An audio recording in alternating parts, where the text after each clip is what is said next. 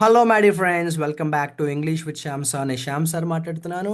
2025లో 100% మీరు జాబ్ కొట్టాలని మనస్ఫూర్తిగా మీకు బెస్ట్ విషెస్ చెప్తున్నాను మై డియర్ ఫ్రెండ్స్. ఇక మనం ఈ వీడియోలో ప్రాక్టీస్ క్వశ్చన్స్లోకి వెళ్ళే ముందు ముఖ్యమైన విషయం తెలియని వాళ్ళ కోసం చెప్తున్నాను. ప్లే స్టోర్లోకి వెళ్ళండి, ఇంగ్లీష్ విత్ శ్యామ్ సార్ అని మన యాప్ని ఇన్స్టాల్ చేసుకోండి. అక్కడ చాలా కోర్సెస్ కనిపిస్తాయి. ఏ ఎగ్జామ్కి అయితే ప్రిపేర్ అవుతున్నారో ఆ కోర్స్ మీరు పర్చేస్ చేసుకోండి. లైవ్ క్లాసెస్తో పాటు రికార్డెడ్ క్లాసెస్ కూడా జరుగుతున్నాయి. అయితే మై డియర్ ఫ్రెండ్స్, చాలా ముఖ్యమైన అనౌన్స్మెంట్ ఏంటంటే, ఎవరైతే ఎస్ఐ కానిస్టేబుల్ జాబ్ కొట్టాలి అనుకుంటున్నారో, ఇంగ్లీష్కి బెస్ట్ గైడెన్స్ కావాలి అనుకుంటున్నారో, మీరు మన ఇంగ్లీష్ విత్ శ్యామ్ సార్ యాప్లో ఉన్న కానిస్టేబుల్ కోర్స్ని పర్చేస్ చేసుకోండి. దీనికి సంబంధించిన హ్యాపీ న్యూస్ ఏంటంటే 70% డిస్కౌంట్ ప్రైస్ అనేది మనం అనౌన్స్ చేస్తున్నాము చాలామంది స్టూడెంట్స్ రిక్వెస్ట్ మీద. అయితే కొంచెం సాడ్ న్యూస్ ఏంటంటే, ఈ ఆఫర్ అనేది జస్ట్ 3 రోజులు మాత్రమే ఉంటుంది. అంటే మార్చ్ 2, మార్చ్ 3, మార్చ్ 4 మాత్రమే ఈ ఆఫర్ అనేది ఉంటుంది. మార్చ్ 4వ తారీఖు రాత్రి 10 గంటలకు ఈ ఆఫర్ అనేది క్లోజ్ అయిపోతుంది. కాబట్టి మీరు ఈ 70% డిస్కౌంట్, ఇంకా సింపుల్గా చెప్పాలంటే, ఎవరైతే ఈ 3 రోజుల్లో కానిస్టేబుల్ కోర్స్ పర్చేస్ చేస్తారో జస్ట్ వాళ్ళు ₹399 పే చేస్తే చాలు, ఈ కానిస్టేబుల్ కోర్స్ని పర్చేస్ చేసుకోవచ్చు. అండ్ బెస్ట్ కంటెంట్ ఇంగ్లీష్కు సంబంధించి నేను ఆ కానిస్టేబుల్ కోర్సులో అయితే యాడ్ చేయడం జరిగింది. ఇంకా కొత్త కంటెంట్ని కూడా మనం ప్రతిరోజు యాడ్ చేస్తూనే ఉన్నాము. ఓకేనా? ఈ ఆఫర్ మిస్ అవ్వకండి. 3 రోజులు మాత్రమే ఉంటుంది. మరొక విషయం ఆల్రెడీ గతంలో కూడా చాలామందికి తెలుసు, తెలియని వాళ్ళ కోసం చెప్తున్నాను. దిల్సుఖ్ నగర్లో మన ఇంగ్లీష్ విత్ శ్యామ్ సార్ ఆఫీస్లో మనం ఒక ఆఫ్లైన్ బ్యాచ్ కూడా స్టార్ట్ చేయడం అయితే జరిగింది. సో ఎవరైతే దిల్సుఖ్ నగర్ సమీపంలో ఉంటున్నారో, మీరు ఇంగ్లీష్కు సంబంధించి ఆఫ్లైన్ క్లాసెస్ వినాలి, పర్సనల్ గైడెన్స్ కావాలి అనుకుంటే, ఈ ఆఫ్లైన్ బ్యాచ్ అయితే మీరు రీసెంట్గా స్టార్ట్ అయింది. లేట్ చేయకుండా త్వరగా ఈ బ్యాచ్లో జాయిన్ అవ్వండి. ఇది ఒక 90 రోజుల బ్యాచ్, ఇది 90 day course. Already 90 day course గురించి మీరు ఒకవేళ డీటెయిల్స్ కావాలి అంటే మన పాత వీడియోస్ చూడండి. ఈ బ్యాచ్కి సంబంధించిన పూర్తి వివరాలు నేను అందులో ఎక్స్ప్లెయిన్ చేయడం జరిగింది. ఓకేనా? All the best my dear friends. Hello my dear friends, welcome back to English with Shyam sir. నేను శ్యామ్ సార్ మాట్లాడుతున్నాను. 2025లో ఎట్టి పరిస్థితుల్లో మనం అనుకున్న డ్రీమ్ జాబ్ సాధించాలంటే ప్రాక్టీస్ రెగ్యులర్గా చేయండి, పాజిటివ్గా ఉండండి, సబ్జెక్ట్ మీద ఫోకస్ పెట్టండి, టైం ఎక్కువ వేస్ట్ చేయకండి. లిటిల్ ప్లానింగ్ ఉంటే సరిపోతుంది. లాంగ్ టర్మ్ ప్లాన్ ఉండకపోయినా go with short term plans. Short term plans అంటే ఈరోజు నేను ఏ టాపిక్ ప్రిపేర్ అవ్వాలి, రేపు నేను ఏ టాపిక్ ప్రాక్టీస్ చేయాలి, అలా మీరు షార్ట్ టర్మ్ ప్లాన్స్తో వెళ్ళండి. ఓకేనా? ఇక లేట్ చేయకుండా స్టార్ట్ చేద్దాము. ఈరోజు మన ఎక్సర్సైజ్ జాగ్రత్తగా ఫాలో అవ్వండి. ఫస్ట్ క్వశ్చన్లో 4 సెంటెన్సెస్ ఉన్నాయి. అందులో ఐడెంటిఫై ద కరెక్ట్ స్టేట్మెంట్ అన్నారు. కరెక్ట్ స్టేట్మెంట్ని ఐడెంటిఫై చేసేద్దామా? First statement, the water has flown very fast.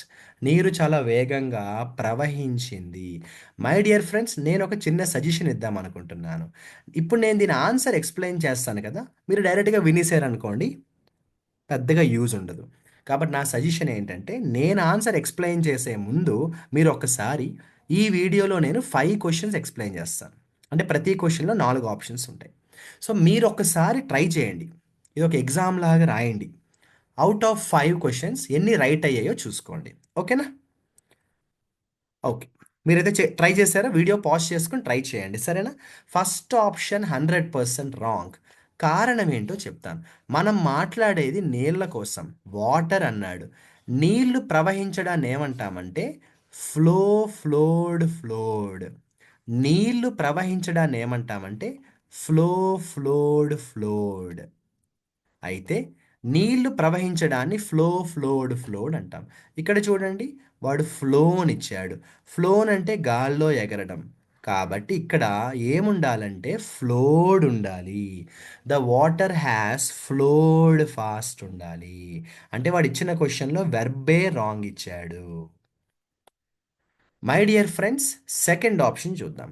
The old man has lied on the road due to weakness. మనం అసలు ఏం చెప్పడానికి ప్రయత్నం చేస్తున్నామంటే, ఆ ముసలాయన నీరసం వచ్చి రోడ్డు మీద పడుకున్నాడు లేదా రోడ్డు మీద పడిపోయాడు.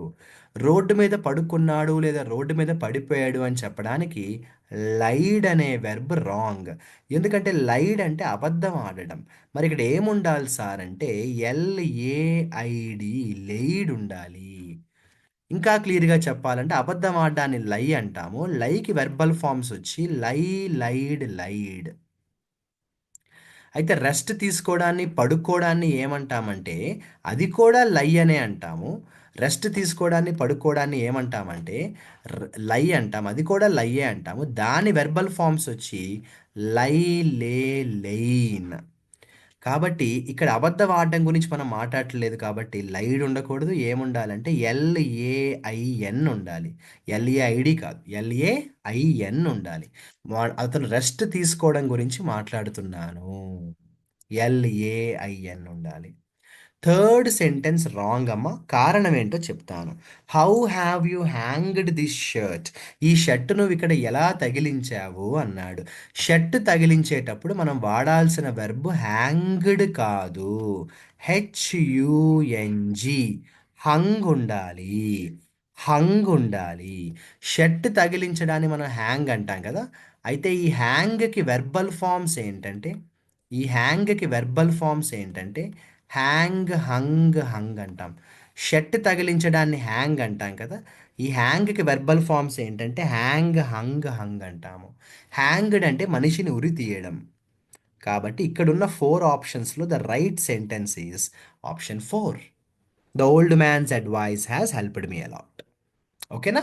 So, first option wrong, second option wrong, third option wrong. First option ఎందుకు రాంగ్ అంటే ఇక్కడ ఉండాల్సింది ఫ్లోన్ కాదు. ఇక్కడ ఉండాల్సింది ఏంటంటే ఫ్లోడ్ ఉండాలి.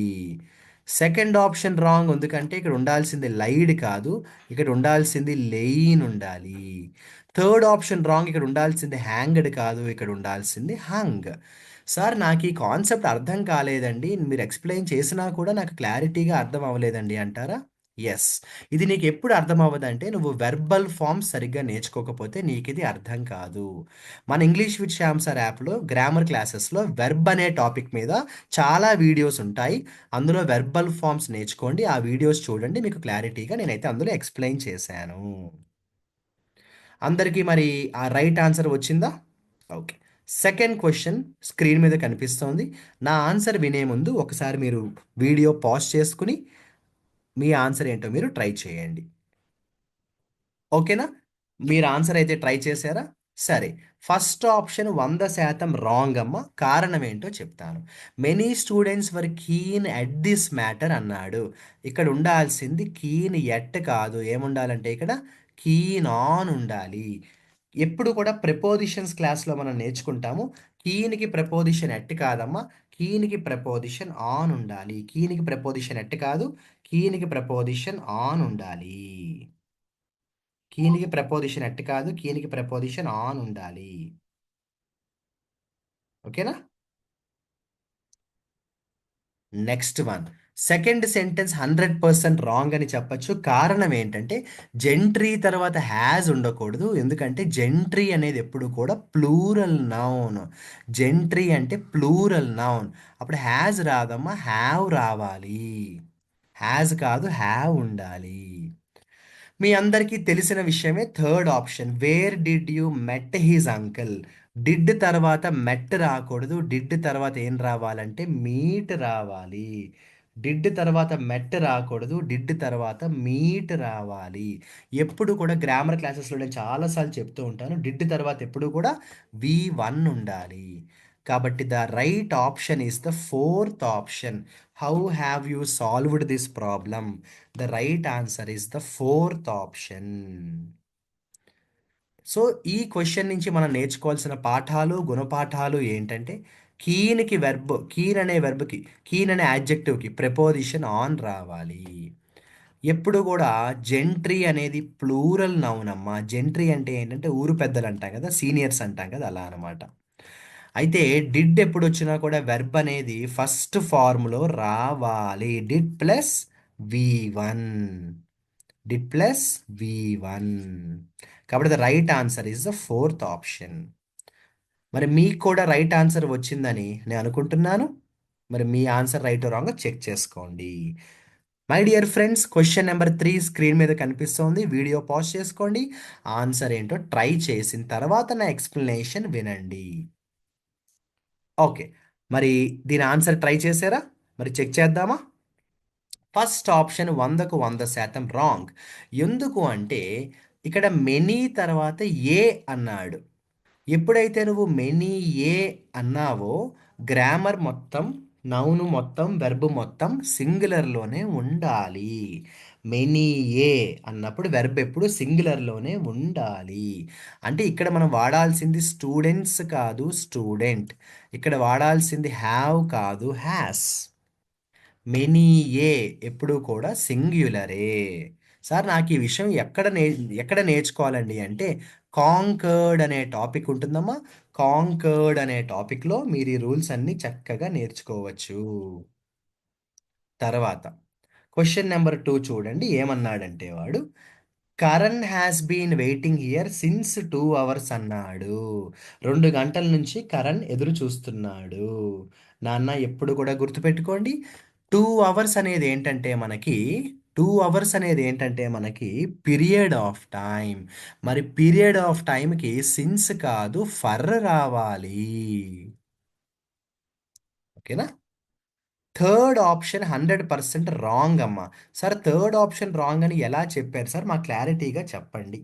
How many times you have seen this movie? యాక్చువల్‌గా ఈ సెంటెన్స్‌లో మిస్టేక్ ఏంటంటే, నువ్వు ఈ సినిమా ఎన్ని సార్లు చూసావు అంటున్నాం కదా! ఇది క్వెషనా? స్టేట్మెంటా? క్వెషన్. మరి మనం అడిగేది క్వెషన్ అయినప్పుడు హెల్పింగ్ వర్బ్ ముందు రావాలి. అంటే హ్యావ్ ముందు రావాలి. యూ తర్వాత రావాలి. How many times have you seen this movie అని రావాలి. కాబట్టి the right answer is the fourth option. ఈ క్వెషన్ నుంచి నేర్చుకోవాల్సిన పాఠాలు, గుణపాఠాలు ఏంటంటే, మెనీ ఏ అనే ఎక్స్‌ప్రెషన్ ఉంటే ఎప్పుడూ కూడా గ్రామర్ మొత్తం సింగులర్‌లోనే ఉండాలి. ఎప్పుడు కూడా 2 అవర్స్ అనేది పీరియడ్ ఆఫ్ టైమ్. కాబట్టి ప్రిపోజిషన్స్‌లో కూడా నేర్చుకుంటాము. టెన్సెస్‌లో కూడా నేర్చుకుంటాము. ఎక్కడ సిన్స్ వాడాలో, ఎక్కడ ఫర్ వాడాలో జాగ్రత్త. సిన్స్ అనేది పాయింట్ ఆఫ్ టైమ్‌కి వాడతాము. ఫర్ అనేది పీరియడ్ ఆఫ్ టైమ్‌కి వాడతాము. ఇక తర్వాత మనం అడిగేదే క్వెషన్ అయినప్పుడు క్వెషన్‌లో హెల్పింగ్ వర్బ్ ముందు రావాలి. సబ్జెక్ట్ తర్వాత రావాలి. Okay my dear friends. కాబట్టి the right answer is the fourth option. మరి మీ ఆన్సర్ కూడా రైట్ ఆన్సర్ అయిందని అనుకుంటున్నాను. ఫోర్త్ క్వెషన్‌లోకి వెళ్తున్నాము. వీడియో పాజ్ చేసుకోండి. మీరు ముందు ఆన్సర్ ట్రై చెయ్యండి. మై డియర్ ఫ్రెండ్స్, ఈ 4 క్వెషన్స్‌లో కామన్‌గా ఏముంది అంటే ఇఫ్ కనిపిస్తోంది. అంటే వెంటనే మీకు గుర్తు రావాలి ఇఫ్ క్లాజ్ అనే topic.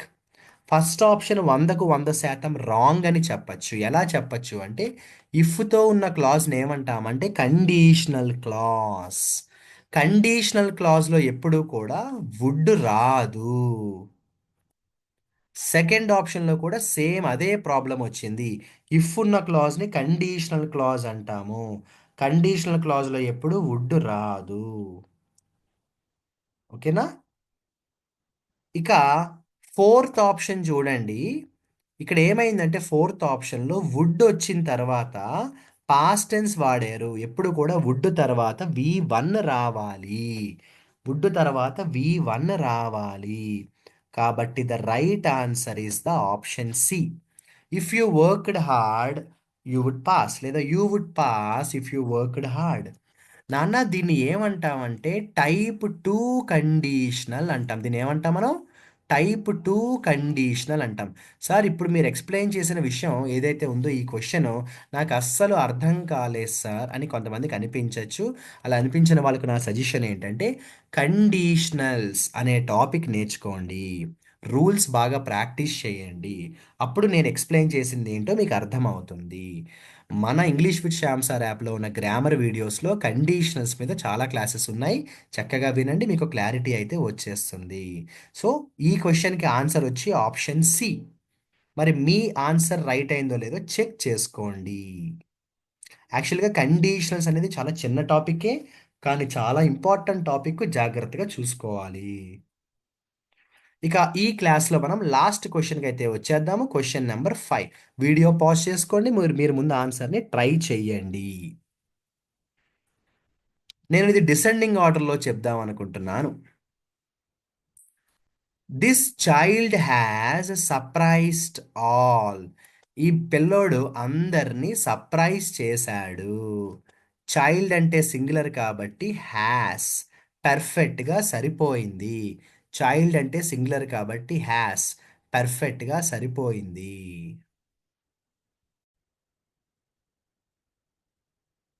So fourth option 100% right. ఎందుకంటే చైల్డ్ అనేది సింగులర్ కాబట్టి హ్యాస్ సరిపోయింది.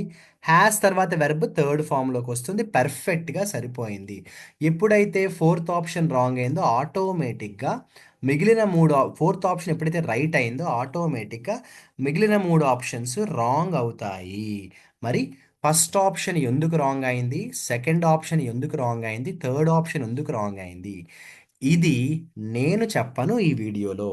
మీరే ఆన్సర్స్ని కమెంట్ సెక్షన్లో మెసేజ్ చేయాలి. ఏం మెసేజ్ చేస్తారు అంటే ఫస్ట్ ఆప్షన్ ఎందుకు రాంగ్ అయిందో మిస్టేక్ ఏంటో మెసేజ్ చేయాలి. సెకండ్ ఆప్షన్లో ఎర్రర్ ఏంటో మెసేజ్ చేయాలి. థర్డ్ ఆప్షన్లో ఎర్రర్ ఏంటో మీరే మెసేజ్ చేయండి కమెంట్ సెక్షన్లో. నేనైతే ఆన్సర్ చెప్పేశాను. ఫోర్త్ ఆప్షనే రైట్, 1 2 3 రాంగ్. సో మీరు కమెంట్ సెక్షన్లో పెట్టాల్సింది ఏంటి, ఈ మూడు ఆప్షన్స్ ఎందుకు రాంగో మెసేజ్ చేయాలి. అదేవిధంగా మై డియర్ ఫ్రెండ్స్, ఈరోజు మనం చేసిన ఈ 5 క్వశ్చన్స్లో మీ స్కోర్ ఎంత వచ్చిందో జెన్యూన్గా సిన్సియర్గా మీ స్కోర్ని కూడా మెసేజ్ చేయండి.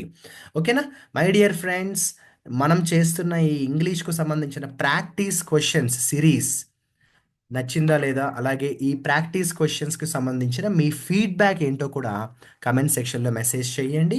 మీరు ఇచ్చే ఫీడ్బ్యాక్ బట్టి నేను ఫర్దర్గా వీడియోస్ని ఇంకా బెస్ట్ కంటెంట్తో డిజైన్ చేస్తాను. అదేవిధంగా కాంపిటేటివ్ ఎగ్జామ్స్కి ప్రిపేర్ అయ్యే మీ ఫ్రెండ్స్ కానీ రిలేటివ్స్ కానీ ఎవరున్నా కూడా వాళ్ళకి ఇలాంటి వీడియోస్ వాళ్ళకి ఉపయోగపడతాయి అనుకుంటే వాళ్ళకి వీడియోస్ షేర్ చేయండి. వాళ్ళకి కూడా హెల్ప్ అవ్వచ్చు. ఓకేనా. మరి కమెంట్ సెక్షన్లో మీరు ఈ ఫస్ట్ 3 ఆప్షన్స్ ఎందుకు రాంగ్ అయిందో మెసేజ్ చేయండి. నేను వెయిట్ చేస్తూ ఉంటాను. All the best.